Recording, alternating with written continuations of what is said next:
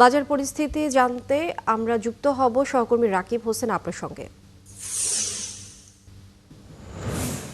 আর রাকিব, আপনি যেখানে আছেন সেখানকার বাজার পরিস্থিতি একটু জানাবেন এবং সেই সাথে শীতের নতুন শাকসবজি সরবরাহ দাম কেমন দেখছেন, পেঁয়াজ, আদা ও রসুনের দামের কি অবস্থা জানাবেন।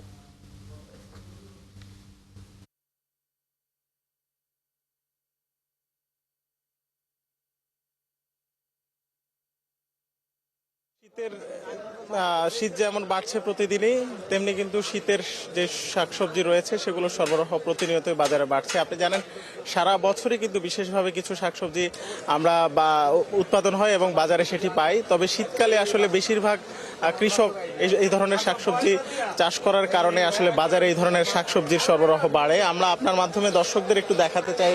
আপনি দেখতে পাবেন এখানে কয়েক ধরনের শাক আছে, পাটের শাক, পুঁই শাক, লাল শাক, মূলার শাক, কলমির শাক, পালং শাক, ডাঁটার শাক, লাউর শাক আছে।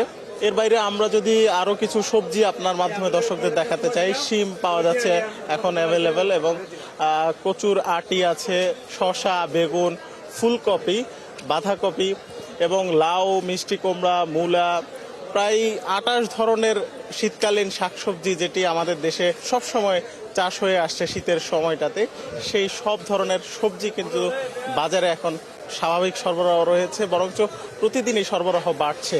আপনি এখানে দেখতে পাচ্ছেন যে এই কারওয়ান বাজারে কি পরিমাণ ব্যস্ততা এই খুচরা বাজারের অংশটুকুতে।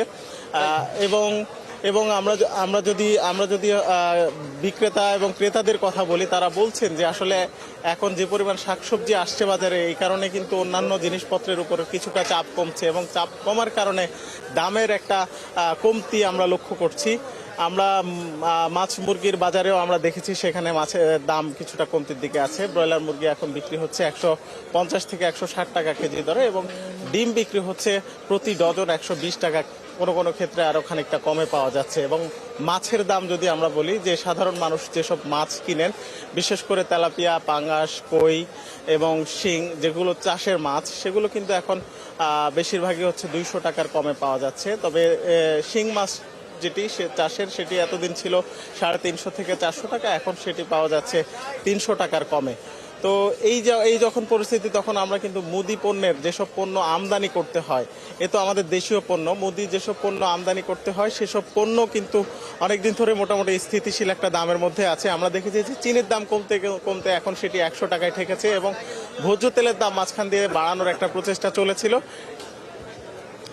সেই ভোজ্য তেলের দাম এখনো আগের মতো আছে এবং ডাল চাল এবং অন্যান্য যে জিনিসপত্র আছে সেগুলোর দামও মোটামুটি একরকম স্থিতিশীল বলা যায়।